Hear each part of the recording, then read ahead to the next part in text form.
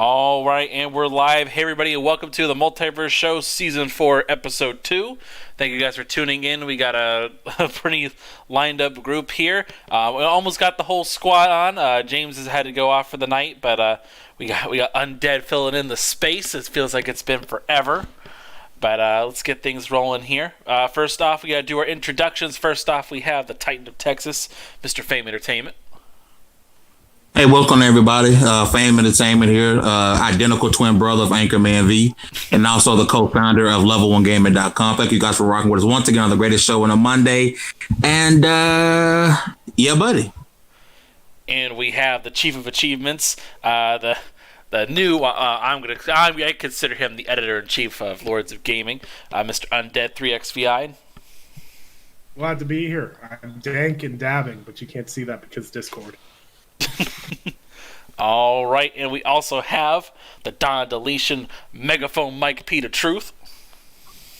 Yo, what's going on, guys? It's your boy Megaphone Mike. Thank you for tuning for a new episode of the Multiverse Show, the greatest show on a Monday nights. We have a great topics planned for you guys tonight, as always. So let's get started. I like Taco Pockets better. I sounded way cooler. So, all right, and we have the White Wolf, Mr. Samuel Tolbert. It is good to be back with almost the full squad on a Monday evening. Be sure to like and subscribe. Let's get this thing rolling. All right, so we got a couple things we want to talk about. But first off, this is by far the biggest news in our geekdom entertainment and the culture as a whole. We got the news last Friday that Chadwick Boseman, for those who don't keep track of actor names and such, this is the individual who played Black Panther and T'Challa in the last 3 Marvel outings of sorts. He has actually passed at the age of 43 due to colon cancer, which is...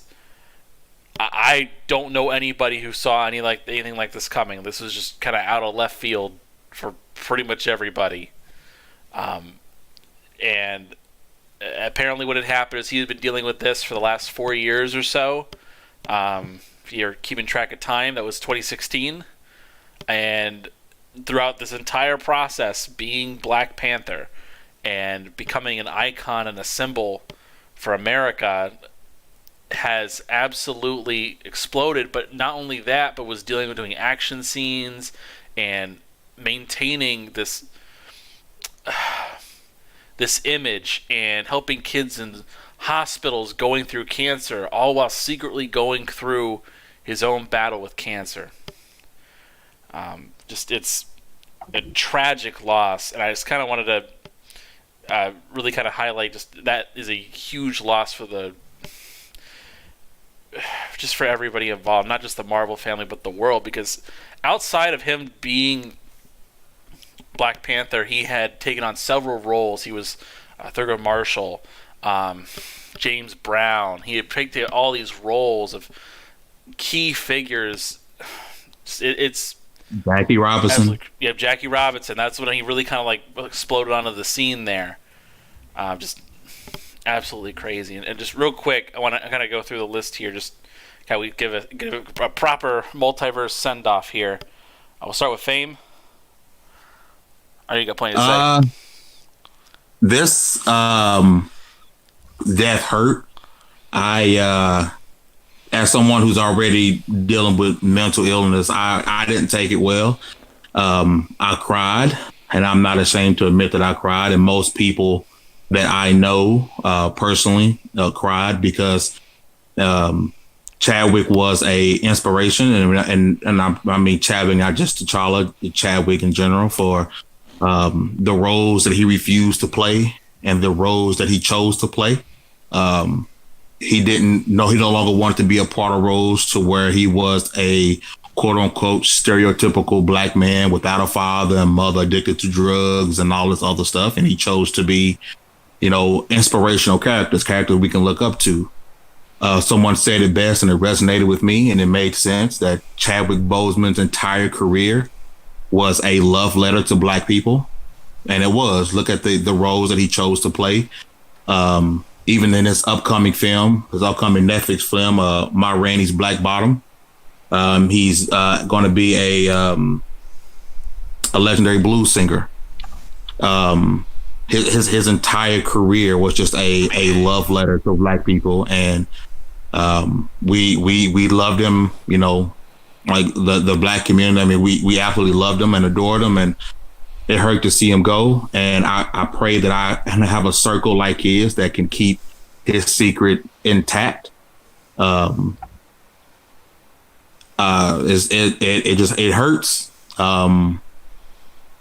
Didn't see it coming. I mean, I kind of figured when I was a year ago when this IG story went up and people kind of making fun of him for looking sick. I was like, man, he looked like he was sick, possibly doing a role. But I was like, man, he just doesn't look well. And that's when actors do that in general. I think that's, you know, scary when they do that and they drop weight for a role. And it was sad to see, and I hate it for him. And you know, prayers to his family.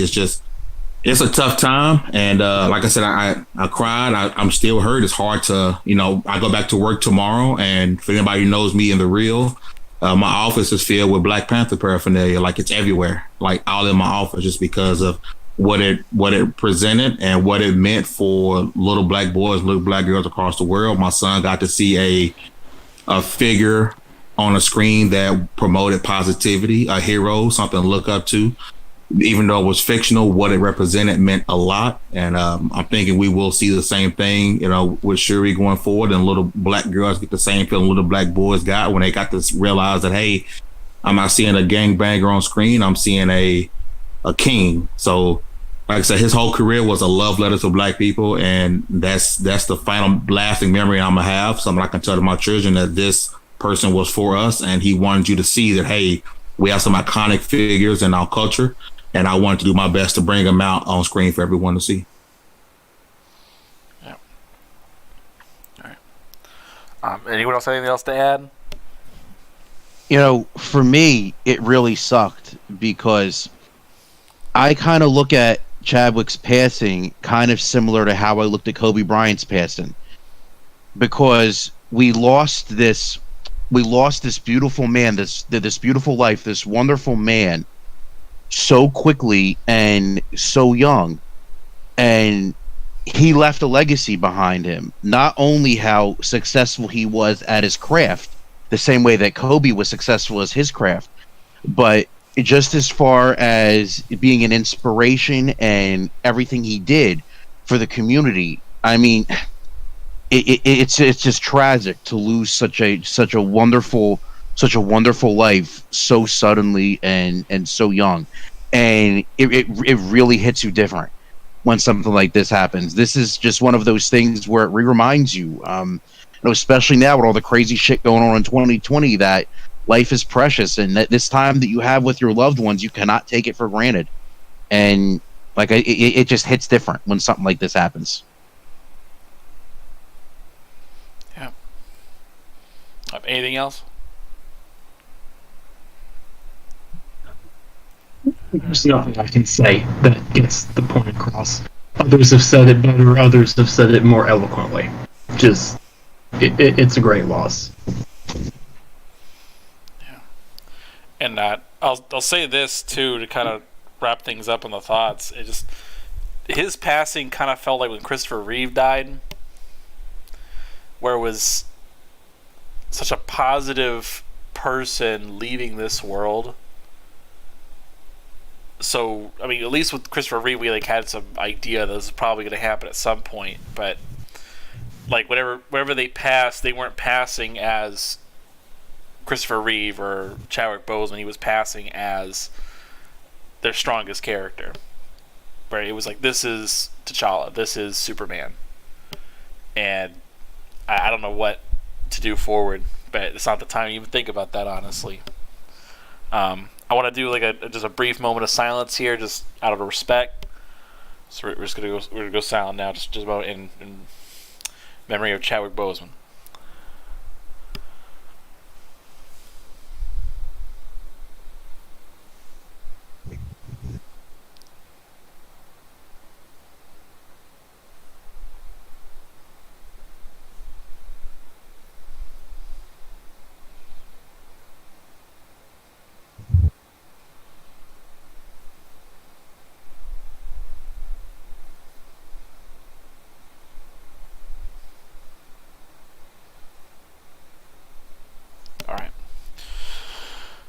All right.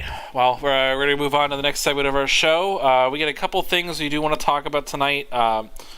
First and foremost, we're recording this episode. We're putting it live on YouTube right now on August 31st, 2020. The first sign of Next Generation was officially announced in December of last year, with the Xbox Series X being announced and shown at the same time.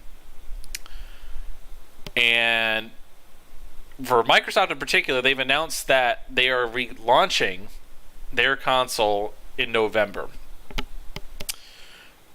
We are now approximately 2 months away from these consoles. Well, we assume PlayStation, because they haven't really given us any sort of release date. But they've announced these consoles, and we still do not have a release date officially. And more importantly, we still don't have a price. Which we are getting into very dangerous territory right now, where I feel sorry for basically any teenager who's trying to work like a summer job, especially if they can get a summer job right now, who's trying to save up for any of these systems. They're screwed. Especially if they find out later these things are $600. Like, this is going to be rough for them, especially. But I kind of want to get a vibe across the room here. Just first and foremost, do you guys think that this is like a danger zone for people yet? Like, should we be concerned yet? Or do you think it's like, okay, or this is just a really extreme game of chicken going on here? I just kind of want to get everyone's thoughts on this. Let's start with Nick. It's been a while. What are your thoughts, sir? Well, I just think it's kind of hitting hitting a ridiculous point, because I was kind of forgiving through the whole summer months of, with COVID and, with China just reopening up and, them not sure about what supply was going to look like and what they would pay for parts and everything else. To nail down the price of a console is a big ask. But the thing is, China manufacturing-wise has been open for about 2-3 months. These things are already in production. We know they're in production. So if you're producing them, you know the price. So they're just very much openly sitting on the price right now and kind of playing a wait-and-see game. And let's face it, everyone likes this, everyone's last little bit of this year was like, yeah, we don't need E3, screw E3. But you know what? If E3 had been this year, we would have everything we need to know about these consoles in June, and not sitting here walking into September and know practically nothing. Like, we haven't even had a PlayStation 5 teardown yet. We have literally no idea what's going on with PlayStation, and Xbox has been very vague, to say the least. So it's just, I'm not saying it's like, I don't think it's time to panic, because these consoles are going to come out regardless, but Microsoft and PlayStation can't sit there and say they love their consumers when they won't share any information with those consumers. Good point. Sam, what do you think, sir? I agree with a lot of what Nick said. Regardless of, speaking as someone whose information was freely shared and passed around by the ESA, it can't happen under the ESA, but we need E3 back. We just do. Like, that's all there is to it. We kept this nonsense under control, because the problem is Microsoft and Sony have retailers even over a barrel. What are they going to do? If they've got their stock allocation, which they probably have stock allocation by now. I'll tell you that. Retailers have probably been told how many consoles to expect. They actually don't have to give price until early October. I'm dead serious. They can make it through September without giving price. That doesn't mean they will, but they could do it if they want. They're in an intense stare down. Microsoft doesn't want to announce the Xbox Series S and their console prices until they can undercut Sony. Sony wants to see what Microsoft is going to price Series X at so they can undercut that. It's ridiculous. It's absolutely ridiculous. And honestly, there is nothing we can do.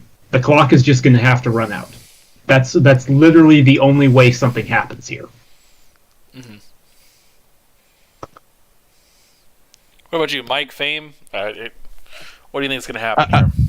See, I'm looking at it this way. Like, I agree with what Sam and Nick were saying. Like, if anybody was saying, like, oh, E3's dead, we don't really need E3. Yes, we do need E3. This situation is very unique. We've never experienced anything like this before. When we're this close to the launch of a new console and we don't know the exact release date, we don't know price. It's very unique as far as the gaming world is concerned. But they could be playing a game with with one another, but at the same time, they could be adopting a strategy. This is probably a stretch, like what you see in other aspects of tech. Like, for example, the new iPhone. Apple announces it in September. They say, this is when it's coming out. It's going to be out in 2 weeks. This is what it's going to cost. This is when you can pre-order it, 2 weeks from today. And so in the broader scope of the tech world as a whole, it's not, what's going on now is not exactly a foreign concept. It's just foreign for gaming. And this is not something that us gamers are accustomed to. So it's really frustrating that tomorrow is September 1st. We assume these consoles are dropping in November and we still don't know anything about it. But, you know, even looking at Microsoft, when they announce their Surface line each year, they announce it in October, late September, whenever they announce it. And they said, these devices are going to be out in time for the holidays. And they might be treating the Xbox the same way. Who knows at the end of the day? It's outside of our hands, but all we can really do is wait. I will say in regards to E3, I did an article maybe a month and a half, 2 months ago, telling people, you know, admit it, you missed E3. And at the time, people like kind of dragged me. But now I love to see the fact that everyone's kind of realizing that we do need E3, that we need it. Yeah. Secondly, if you want proof that if you want proof that Sony undercut Microsoft last year and turned their $500 PS5 to a $400 PS5, you're looking at it. This is it, and they're showing you like these companies want to undercut, and it's a serious game of chicken. I agree with what everyone is saying. You know, Microsoft wants the cheaper console in the market, and they want the most powerful console in the market to be on par, if not cheaper, than the competition. It's a serious game of chicken, one that Microsoft probably should have played at the beginning of this year when they announced the Xbox One. And they wouldn't have had that big $100 disadvantage to start the generation, which hurt them a lot. I know the whole TV thing was an issue, but the original Xbox One had some really good games at launch. That $100 was a big deal for a lot of people. So it's going to be a while. I agree with Sam. We might go in and through September before we get a price, and I'm honestly cool with it because at this point, I don't care for either console day one. I'm about to go ahead and get me a 30 series card and build my PC, and I'll get a console later, sometime maybe late 2021, because I really don't feel the need for either one at the moment. That's not. Miles Morales looks amazing from the clip that we saw. I guess you can't really call it much of a clip, but it's not worth me getting a PS5 day one. Ratchet and Clank look dope, but it's a launch window, so I don't need it day one. So either way, I'm cool because I've changed my mind. I no longer plan to buy either console day one. Maybe the Series S if it's not discless. If it's discless, I'm out on the Series S. I want to say you're telling me that you're out on the Xbox Series S then. Yeah. Well, I'm out. Yeah, everything we've heard right now has basically been saying, yeah, it's going to be a discless device, and that's how they're going to get for the price point. Yeah, that's everything we've heard so far. But man, you bastard, who am I going to play nothing with? Because there's no games coming out this holiday. Because I gotta get them, so I'm getting them. Yeah.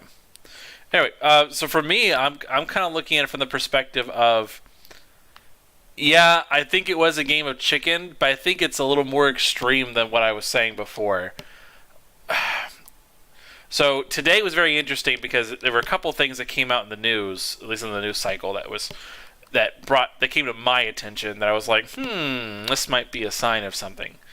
So I'm thinking that there's the obvious thing that where Microsoft is waiting to see what Sony's going to price their thing at, and of whether or not they even need to have the Series S. Like, for example, if I personally think both consoles are $500, the Series X and the PlayStation 5. I think they're both $500. That's what they're planning on, and Sony is looking at it saying, like, well, if we price $500, that's closer to what we're shooting for. But, like, can we do $400, like, to get closer to it? Especially if we've already proven that we're already weaker. Like, we can't have the same power or, like, the same price for a weaker console. Like, it's just not gonna fly. So for them, I look at that as their problem. But I think not just that. And, like, with Microsoft, I used to think that they were planning on delaying the consoles until I saw today a little thing that came out from Microsoft where they're talking about how the Xbox Series X is going to be carbon neutral. It's not going to, like, in terms of an eco footprint. But they've announced that they've created almost like 1 million units. So if they've already gotten into production of that far, yeah, these are launching this year. Now, we haven't heard anything from PlayStation about that yet. At least I haven't heard anything yet. But I've been paying attention at least in the last few hours, trying to look for something. But I have not... I don't know if maybe they're thinking about just delaying the launch, and they're not. That's why they're holding off so hard. It's more of a wait and see of, like, okay, is anyone going to flinch entirely in terms of we're not coming out this year? I think that's what they're mainly waiting to see.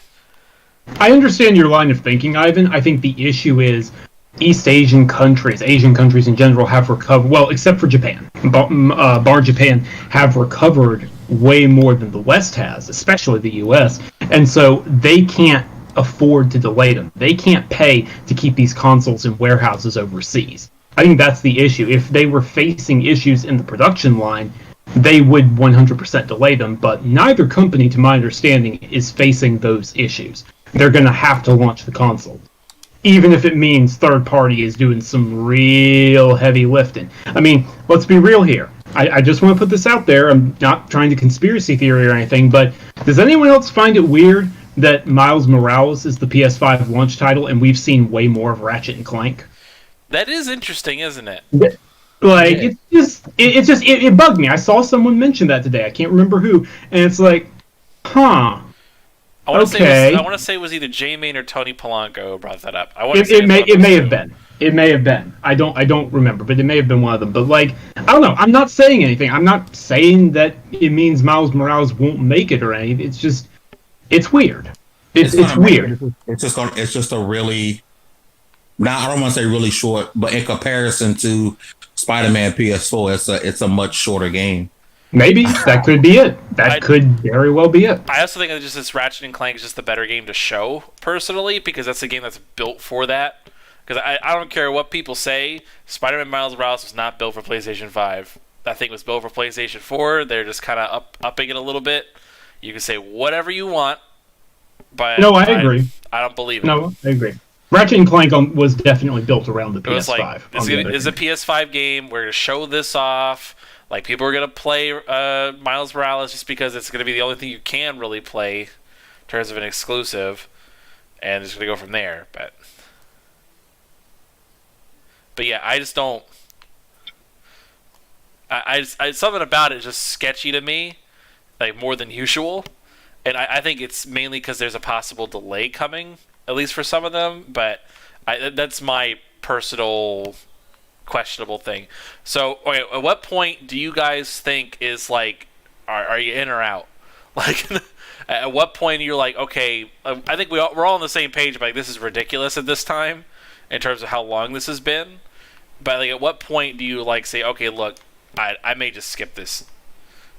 Like, I know for me personally, I'm like, if we get into October and they're not announcing a price, I think that's either a clue that they're just not coming out this year, or I'm just not going to bother. Yeah, I'm already. Or I'm out. I'm sorry, go ahead. No, I'm just saying I'm out already. I don't think there's nothing. I think the games alone, screw price. The games alone have put me out of the. I mean, that's like Mike's thing. There's nothing compelling on Xbox, and Spider-Man isn't enough. I can use that money another year. That's totally fair. Like I said, I'm in kind of a weird position where I have to. Like, it doesn't matter if there is nothing. If Miles Morales, God forbid, gets delayed, Demon Souls doesn't make a launch, and there is no exclusive on either console, I still am gonna get them because I kind of have to. Yeah. The position I'm.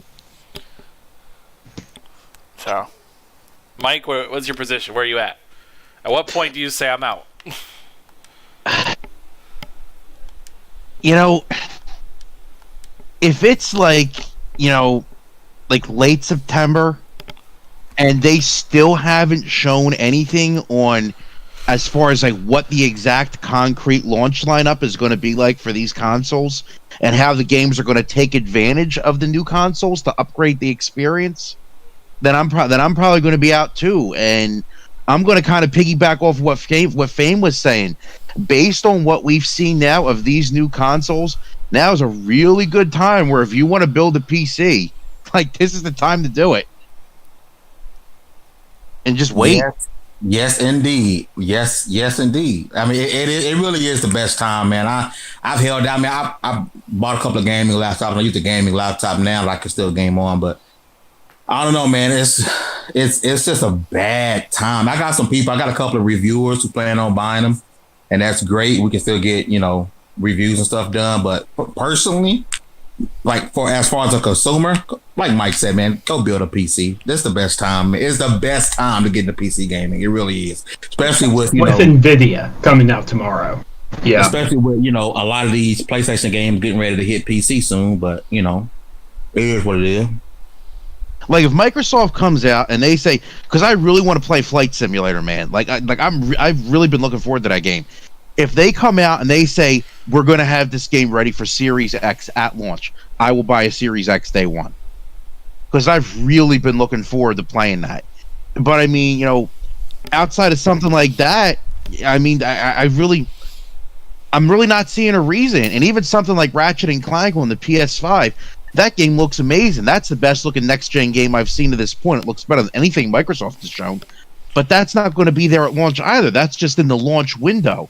Like, I'm going to want to play that when it comes out, but then I'll just wait till like March or April or May or whenever to pick up a PS5. Like, why should I buy one at launch? Yeah. I know, and I'll ask a follow-up question here. Now, if you were out, but they came out like last minute and said, "Oh, by the way, we got this game coming out, and it's coming out this day," what will make you come back in? Who is it? Who's saying it? Xbox or PlayStation? Either of them. If it's PlayStation, it might bring me back in. If it's Xbox, I'm still on the right path by building my PC. Yeah.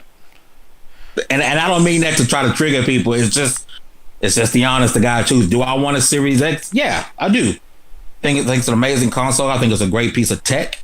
I no longer feel the itch to have it right now. So if Microsoft came out and all of a sudden it said, I don't know, pick some big fake made up game, right? I'm like, oh, that's Division cool. 3.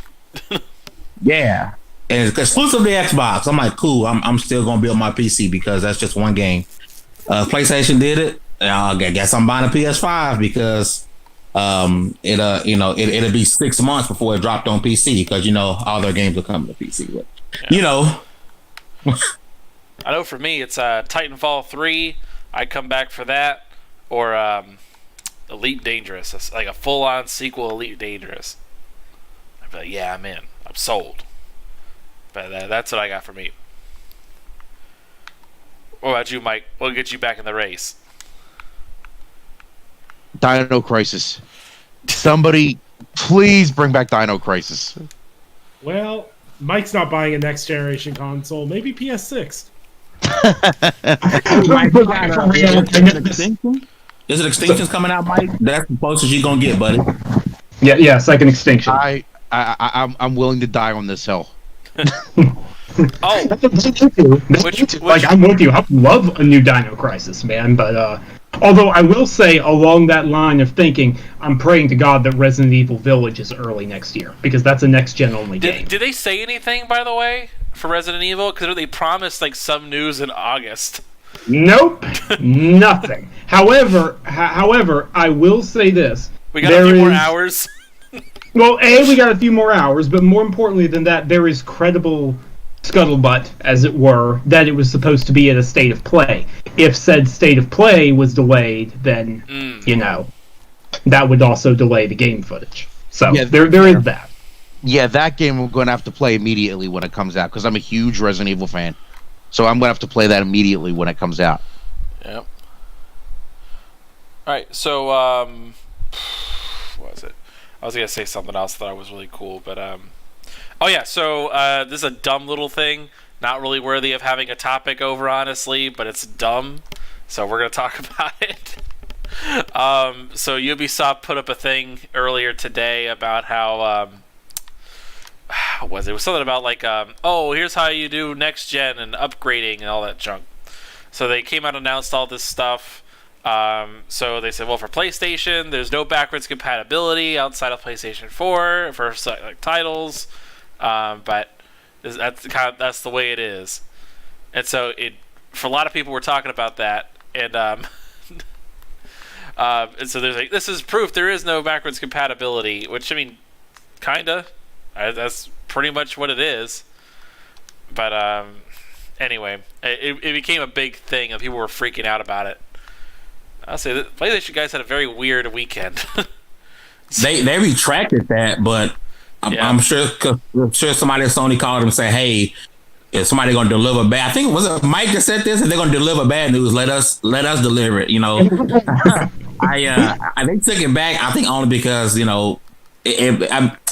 should have put it out, number one, and I don't see that not being the case. Yeah. You want backwards compatibility? We have a program for you. It's called PlayStation Now. Yeah, I mean, basically, it's just a case of, I don't know why they withdrew it. Sony probably told them to, but spoiler alert, that doesn't mean you're getting it. It just means that Sony's going to officially say it at some point. That's all there is to it. Like, the remake engine, remaster engine, whatever, is not happening. Sorry, folks. Sorry, Hip Hop Gamer. Sorry, man. It's all too late. But man, to be 0-64 in predictions. Jesus Christ. Chill, bro.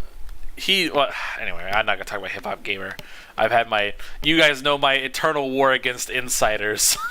So it's just been a dumb there are very few people who can be considered insiders, and a lot of those people aren't seen or heard. Yeah. You know, like a lot of people, when it comes to people who are, and this is nothing against hip hop. I love hip hop. But the loudest insiders are usually people throwing stuff against the wall until it sticks, like Tidix. Oh my God. I remember reading an article earlier this summer. For the love of God, I can't remember where I read it. I wish I could remember. And it said something about where they cited Tidix or something. It's like, blah, blah, blah, blah, blah, respected leaker Tidix. Yeah, I remember that. What? The true insiders, the true people are very subtle. They're, number one, very subtle who they talk to, and they're not loud. They're not loud at all. And I'm not going to give up any names that I have in particular, but they're not loud. You know them, they're not loud. And anyone who's loud is just making shit up. Yeah. And not just that too, but like in my experience in terms of actual insiders, normally it's people who have a very particular stance. They don't do the neutral stance, at least when it comes to console manufacturers. Like, you don't see, like, Microsoft doesn't just leak stuff, or they don't just give information to random neutral gamer types. That just doesn't happen. Like, they normally give it to people they trust, who's like, oh yeah, I can trust them to like spin this the right way if it's a controlled leak or something like that. Or it's people who hang out with those other people. That's generally what tends to happen. But like, they're not going to give it to someone who's like, oh yeah, you're just some random YouTuber. We trust you with all the Nintendo Switch news, and giving you. Hey, Foxy, let me tell you. Let me tell you this, Foxy UK. Now let me stop. Yeah, just little stuff like that. Like they don't normally do that. Like they don't normally give it to a branded person or someone's like, yeah, we can trust this person to stick with us. It doesn't work that way, and it's really frustrating to watch people pretend. But anyway, we're getting off topic. But we also have another topic we want to discuss, and we're going to hand this over to Mr. Industry, Mr. Samuel Tolbert. Gamescom. I think, is it still technically happening, or are we still kind of like, are we done? I always lose track with Gamescom in terms of how long it is, and especially nowadays, how long anything is. I think technically today was the last day, but I'm not gonna lie to you, man. Everything is blurring together these days, so I could totally be wrong. Okay, like it's ridiculous. Everyone's doing their own thing. It's all one continuous blur. It began, but it never ended. It never began, but it always ended. It's ridiculous. Do you want to go over like some of the highlights? Mainly just highlights, because we know the opening night thing was kind of like a non-event. There wasn't like a ton of stuff. It was like Fall Guys Season 2, and the game just launched. It's like, oh. Yeah. Fall Guys Season 2. Dragon Age 4 hasn't been canceled, which, given EA's track record, is news. Let's see, what else was there? 12 Minutes looks incredible. I will give a shout-out to that game. That's exclusive. Yes, it is, or at least a timed exclusive for Xbox. It's from Annapurna Interactive, great publisher for anyone who knows them. And they do a lot of weirder, cooler, smaller indie stuff. And it's about a time loop. You have 12 minutes. You play as a husband at home making dinner with your wife, and you have 12 minutes before an assassin will come in, break into your home, kill your wife, and then the time loop restarts. And you have to figure out a way to stop it. It's a big mystery / immersive sim. But the cool thing is, they went and announced a killer voice cast, because James McAvoy is voicing the husband, Daisy Ridley is voicing the wife, and Willem Dafoe is voicing the assassin. Which is like, oh, holy crap, Annapurna, how did you swing that?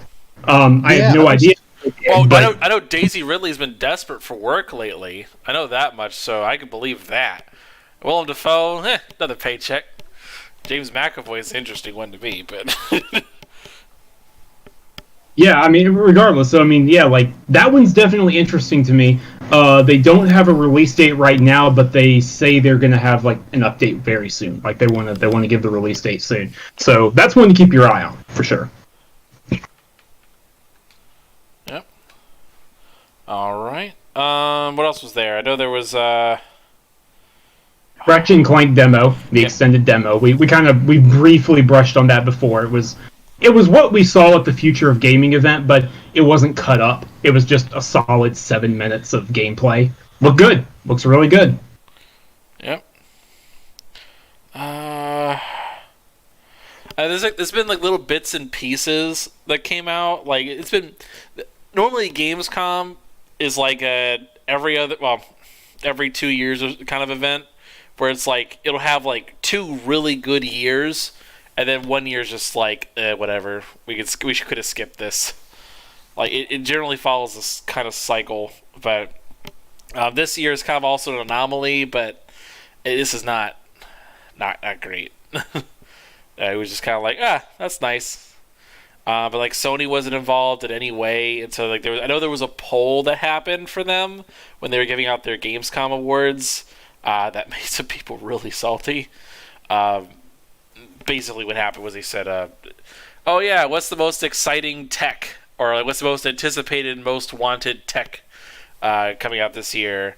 And I cannot for the life of me remember what the first thing they nominated was. I really don't remember. Then it was like.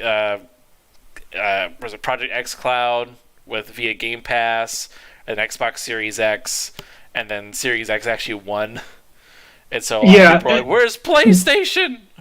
There's a misconception floating around that. There's like some nonsense. Here's what it is. It's actually very, very simple. In order to qualify, you had to have hardware to submit. Microsoft submitted a physical Series X. PlayStation did not submit a physical PS5. End of story. No. It's actually a very underwhelming but simple. Like it's not some grand conspiracy, people. It's just it is what it is. But like, why would they not? My thing is like, why would they not bother submitting one? Now that I can't answer to you. That I have no clue. Like that's the part. That's another reason why I think that they're thinking about delaying. Is that there's no hardware. What was that? They don't want you to see how big it really is. Not yet. They want to hold that big sucker secret. Yeah. I think it's not just that. I think it's also too, because remember, a lot of this stuff has been like theoretical things that they've been throwing around, and they're like, oh well, like it can get pretty powerful up there. It's like if people actually had time to like play it, they might be like, maybe it's not. Because we talked about this months ago, that the way the variable architecture works with them, and please correct me if I'm wrong, Sam. I'm just going based off of memory here, but you know, we're operating off of 3 quarantine years, so I'm a little fuzzy. No, I got you. But with I them, was totally I don't think I was serious. But like the main thing that I've looked at with them is that with their targets they were trying to get for teraflop benchmarks, they were giving just peaks about like this is the most we can do. It's not really sustainable, but we could get there at certain moments if we needed to. And so they get to 10. It's not quite that extreme. Their variable architecture has been refined from the original AMD laptops that it was designed around, but it does mean that it's a theoretical peak. You're not going to see the CPU and the GPU operating at 100% at the same time. It's going to be, one of them is at 100%, then the other is at 98 or 97%. Depending on the game. That's from the developers, from the handful of developers who have talked to me and explained it to me. That's what it's going to be. It's not this extreme, it's actually way less powerful, but neither should you assume that it's going to operate at 100% all the time. It's a game-by-game basis, if that makes any sense at all. Yeah. But it's maybe that's what the case is, and also there's not like a ton of stuff you could really show off right now that would like really capture it. I mean, I guess you could do like, oh well, here, go play Spider-Man on the PlayStation 5. Look at the technical differences. I mean, you could do that, but I think that would kind of, well, not hamper things, but it's not flashy and showy. Like there was a reason why they showed knack with PlayStation 4. It's not about the game, it's all about the technical hurdles. It was like, look how many items we can have on screen. Look how much we can control. Sure. It's the same general thing. It's like they don't have a game like that yet. And I don't think Miles Morales is in that point yet where it's ready to as a technical showcase that they want. That's why we got Ratchet and Clank. Yeah. So that's my kind of process on that. Gotcha. Anything else on Gamescom? You've been a little quiet on this. Anything from Gamescom stand out to you? Not really. Not anything that hasn't already been mentioned, honestly. Fair. There was no Baldur's Gate 3 at Gamescom, so... Oh, Gamescom probably didn't happen for you, did it? No, because I actually have people that deliver on dates. That's this month, September. Screw next generation consoles. Baldur's Gate 3 on Stadia, baby.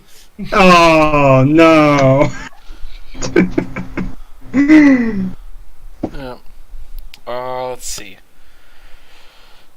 There was something else. I put it to the side, but I don't have my notes here right now.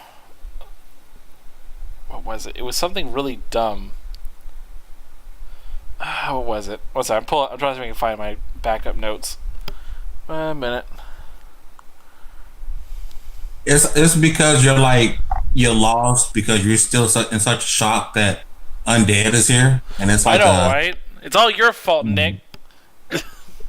Oh, Call of Duty. There we go. That's what it was. Call of Duters. This was not planned. I just forgot Call of Duty existed. Fair enough. I thought that was an ad lib. No, so Call of Duty Cold War. Sorry, Call of Duty Black Ops Cold War. Right. Oh my god. I will say Ronald Reagan's never looked so good. I'm just waiting for a story mission where we drop off crack in Baltimore. That's just so. Oh my god! I can't. This is such a bad thing. Look at it this way. You already know the best-selling game of 2021 already. Oh god! Oh, you think? Wait, no. Did they say they're delaying it? No, not delaying it. Did they say release date at all? It doesn't matter. Yes, they did. What was the release date? They gave a release. November 13 is the release date. Yeah. Wait, is that a Tuesday, or is that a Friday? Better be a Friday, because or else I'm gonna have to book a couple of days off. It is a Friday. That's a Friday. Wait. That's weird. Well, no, it isn't weird. Now that I think about it. So this is a random Call of Duty thing, because Nick and I used to do. We were in Call of Duty clans in the past. Normally, Call of Duty tries to coordinate around. Is it Armistice Day? I guess that's the term. Remembrance Day for us up here, but I can't remember what they call it else. But I always call it Armistice Day for some reason. Basically it's November 11th. It's marking a treaty day and such, but they normally try to coordinate around that, and specifically that weekend. So I always look when they're dropping it, because most of the time Call of Duty will do one of two things. They'll either try to launch it on the Tuesday, or they'll launch it on the Friday, so you get the closest to the weekend. Because you try to, it's a weird little thing. Has to do with a lot of money shifting over from the American government in terms of military. It's really weird. There's a lot of weird stuff involved when it comes to Call of Duty. Don't get involved in financials if you don't want to be disappointed and go down the rabbit hole of conspiracy theories and such that aren't conspiracy theories because they're revealed in the financials. So it's fun if you want to be disappointed. So they normally try to do that to coincide with the military, but it's a different thing. Anyway, so that's I always look around what day the 11th of November is. So, but I see why they went with the 13th, because that would be that technical holiday weekend for them. So, is it Veterans? I always get Veterans Day and Memorial Day confused. I think it's Veterans Day. Yeah, Veterans Day. All right. So Call of Duty. Also, let's talk about this for a moment too. Right now, wait, what did they do last generation when it came to upgrading for cross-gen stuff? So what they did last gen, because I got Ghosts at launch. I bought Call of Duty Ghosts on PS3 for $59.99 regular price. Yeah. They had an option where if you wanted to upgrade to the PS4 version, it was an additional $10, and that would give you your next gen upgrade. Mm-hmm. But I was very confused by this pricing model that they did at first, because it was $60 for the current gen versions, but the next gen version is $70. And it includes the current gen version, which would then be the last gen version. So I'm thinking to myself, well, what if I don't want that? What if I just want to buy the next gen version? And then I was talking to who was it? I can't remember who I was talking to, but he made a comment. Bulgaria. He said that this was just kind of like their sneaky way of selling you the game for $70 now. Yeah, like that is how you buy it on next gen. You can't just buy it by itself. They're selling you the game for $70 without actually coming out and saying, "Oh, by the way, the next gen version is $70." I think you're right there. Bulgaria is right too. It's not.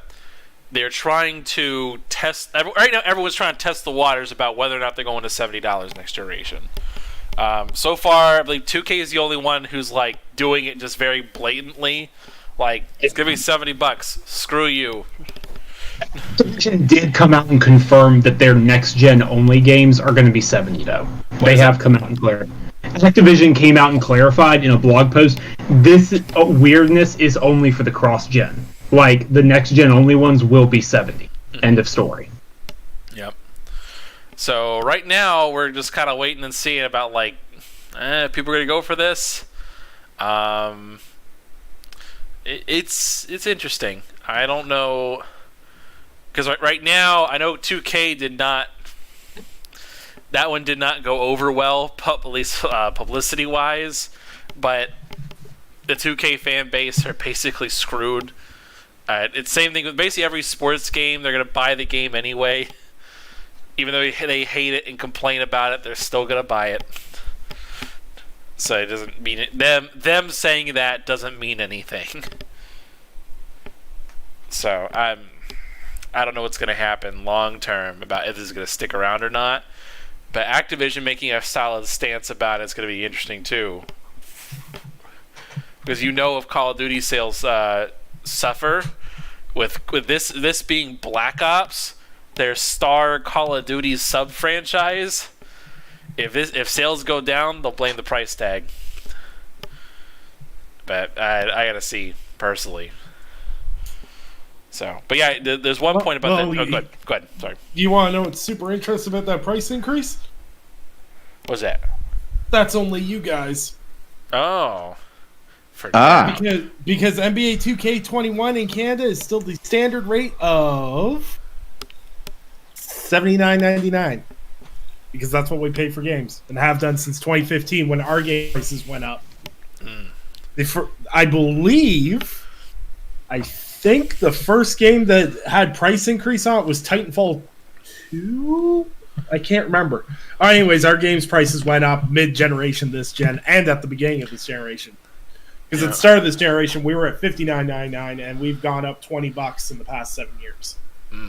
So... Oh, it's only a matter of time before you have another one. So, it'll happen. So, yeah. It was Call of Duty. I don't know. Like, this Call of Duty is like... We say this every year. It's like the last gasp of fresh air. But, I don't know. I just hope they're not feeling to charge $70 for the next gen version of the game, and then stick it with that bullshit ass microtransaction system from Black Ops 4. Yeah, I hope they don't do that. That would be a really bad luck. My understanding, from what little they have said that I'm allowed to talk about publicly, is it's using the Modern Warfare system. Which that's actually not a bad system, honestly. It's okay. It's all right. It's not bad. It's okay. I'm cool with that. Yeah. We'll see. We will see, because Raven is doing the campaign, so the campaign might actually be good. Poor Raven having gotten to make games in a while, but Treyarch is running the multiplayer. We'll see how it goes. Yeah. Let's see, what else is there? Medal of Honor is back. It's a VR game, so that's cool. VR is not dead yet. It's still hanging in there. Well, VR is not dead as Medal of Honor is, apparently. Yeah. Oh, Surgeon Simulator 2. I need to know. I'm very confused why they decided to bring Doc Brown into this. Because he's not that kind of doctor. because Jeff Keeling got Alf and Miss Piggy and Beaker. The man can do what he wants on his award shows. That's what it is. He's just like, you know what? Who did I like when I was a kid? I'm gonna have them on my show. And you know what? Honestly, I respect that energy. Like, he's living his best life, and good for him. I still need Untitled Beaker game. I'm sorry. Let's see. Crash Bandicoot 4 stuff. That's pretty cool. I mean, really, there's not a lot. I'm just going over again. They showed another Mafia trailer for the remaster. Oh yeah, Wasteland 3 came out. That happened. I played a couple of hours of that. I know we didn't really talk about what we've been playing, but it's good. I'm liking it. Yeah. So, I plan to start it sometime. You'll like it. It has that classic Fallout humor, and you'll appreciate that now that you're looking for a new home, so to speak. Yeah, well, I've already announced I am Team Orbit, which is let's see if I can remember what it is. It's a combination of who was it? Obsidian, Respawn, Blooper Team, Irrational Games, now known as Ghost Story or whatever the hell they want to be called this time. I don't care. They're still called Irrational. THQ Nordic and Toys for Bob. Those are my stand studios now. So, thanks a lot, Bethesda. You pushed me too far. Alright, are those games getting delayed till next year? Didn't Deathloop get delayed? Deathloop was delayed until summer, actually, 2021. Ooh, burn. Outside a launch window. Sounds like wasted money. Well, not for Bethesda. No, Arcane is counting their bucks. They're happy with it. Like, yeah, we're cool. But, yeah. Not good for Sony. That's pretty much the whole reason you threw that money down, wasn't it? So you could have something on your launch window. But no. Anyway. We're going to get out of here. We've been drawing out the time here. But we're going to do our outros. So where can the people find you, Fame? Really quick, before I promote myself, Ooh. I want to promote someone else on the show. I want to give some love to my brother Undead XVI Nick. I want to congratulate you and the Iron Lords for getting on Open Critic. That was a big time move for you guys, and I got nothing but love for you guys over there. You guys have shown me nothing but support since I started Level 1 Gaming. You guys have been super helpful. If I can just show the world the DMs between me and you, and then between me and Cog, between me and the whole team, you guys have been amazing. So I just want to congratulate you guys for getting on Open Critic. That's a big deal. You guys do amazing work over there, and I got nothing but love for you guys. And you can find me everywhere at Fame ENT2K. And you can find all of my work at lv1gaming.com. I got a couple of super dope interviews coming up that are being scheduled. So got working on like 3 different reviews. Review keys came in hot this morning. It was crazy morning. And yes, all my stuff and all my team stuff at lv1gaming.com. Yep. Oh, and while I'm here too promoting LV1 Gaming, I also want to welcome a new addition to the writing team there. We have Mr. Fullbring47, wrote his first article, so that's pretty dope.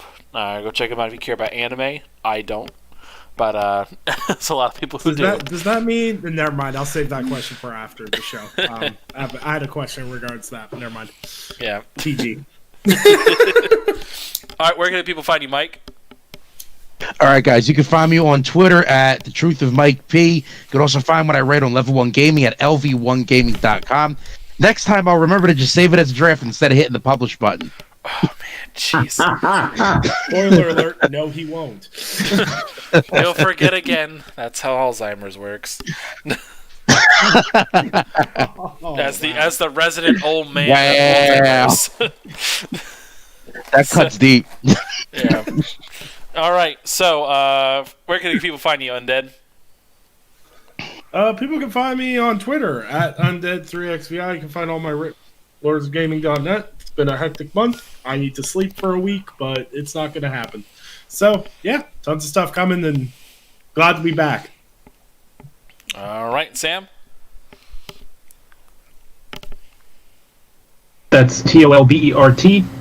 Come check me out. Come take a look at what I write on Windows Central, Android Central, and iMore. Not a good week to take a look at my work because I'm actually going on vacation, my first vacation ever, after tomorrow. I'm taking a couple of days off, just recharge. I'll still be around on Twitter. You can still come talk to me there.